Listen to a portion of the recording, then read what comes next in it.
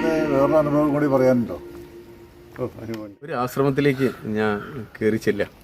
അപ്പോൾ പെട്ടെന്ന് എനിക്ക് തോന്നി അവിടേക്ക് അവിടെ ആ ഭാഗത്ത് എത്തിയപ്പോൾ പെട്ടെന്ന് കയറണം തോന്നിയ. അപ്പോൾ അങ്ങനെ ഒരാൾ കിടക്കുന്നു, വയസ്സായിട്ടുള്ളൊരു സ്വാമി, സന്യാസിയാണ്. ഒരു ഒരു 135 നല്ല കാണാം, അതിലധികം വയസ്സുണ്ട്. അപ്പം ഇദ്ദേഹം എന്നെ കണ്ടപ്പോൾ എഴുന്നേറ്റിരുന്നു. അപ്പോൾ ആശ്രമത്തിൽ എല്ലാവരും ഓടി വരുന്നു. എല്ലാവരും ഓടി വന്നിട്ട് എൻ്റെ ചുറ്റും നിന്ന് സ്വാമിയുടെ ചുറ്റും നിൽക്കുന്നു. അപ്പം സ്വാമി സംസാരിച്ച് ഇരിക്കാൻ പറഞ്ഞു. അങ്ങനെ സ്വാമീൻ്റെ കട്ടിലിന് മുകളിൽ തന്നെ ഞാനിരുന്നു. അപ്പോൾ എന്നോട് ചോദിച്ചു എവിടെ നിന്നാണ്. ഞാൻ പറഞ്ഞു ഇങ്ങനെ കേരളത്തിൽ നിന്നാണ്, ആർട്ടിസ്റ്റാണ്, ഇങ്ങനെയൊക്കെ പറഞ്ഞു കഴിഞ്ഞു. അപ്പം ഇദ്ദേഹം കുറേ നേരം സംസാരിച്ചു, കാര്യങ്ങളൊക്കെ സംസാരിച്ചു. അപ്പോൾ എന്നോട് പറഞ്ഞു നിങ്ങൾ ഒരു കാര്യം ചെയ്യും, നിങ്ങൾ ഇരിക്കും, ഭക്ഷണം കഴിച്ചിട്ട് പോകാമെന്ന്. ഇദ്ദേഹത്തിൻ്റെ സുഹൃത്തിനെ അവിടെ ഏൽപ്പിച്ചെന്ന്, അവരെ അസിസ്റ്റൻറ്റിനെ, ഒരു സന്യാസിനെ.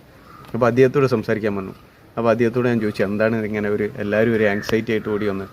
അപ്പോൾ എന്നോട് പറഞ്ഞു ഇദ്ദേഹം 10-14 ദിവസമായിട്ട് കുംഭമേള തുടങ്ങിയിട്ട് ഇതുവരെ എഴുന്നേറ്റിട്ടില്ല, കിടക്കുകയായിരുന്നു. ഇന്നിപ്പോൾ നിങ്ങളെ കണ്ട സമയത്താണ് അദ്ദേഹം എഴുന്നേറ്റത്, അതുകൊണ്ടാണ് എല്ലാവരും ഓടി വന്നത്. അപ്പോൾ അതിനെ എനിക്ക് അത്ഭുതം, എന്താണെന്ന് മനസ്സിലാവില്ലല്ലോ.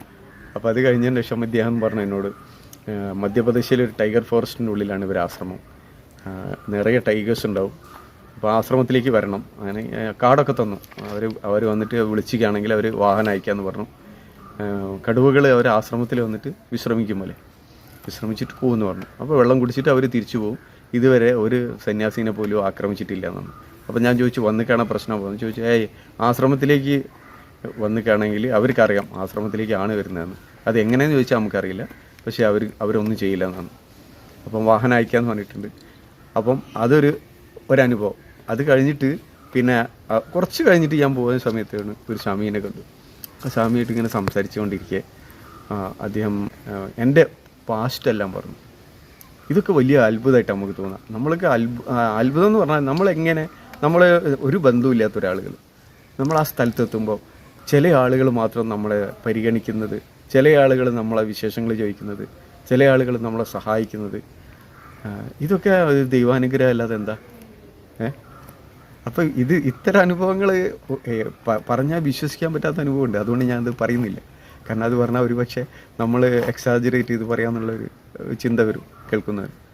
അപ്പം നമ്മൾ പറയാൻ പാടില്ല അത്. കാരണം പറഞ്ഞാൽ മനസ്സിലാവില്ല, പറഞ്ഞാൽ അതിൽ ഉൾക്കൊള്ളാനുള്ള മാനസികാവസ്ഥ ചിലപ്പം മറ്റുള്ളവർക്ക് ഉണ്ടാവില്ല. അതുകൊണ്ട് അത്തരം കാര്യങ്ങളെ ഒഴിവാക്കുന്നതെന്ന് മാത്രം.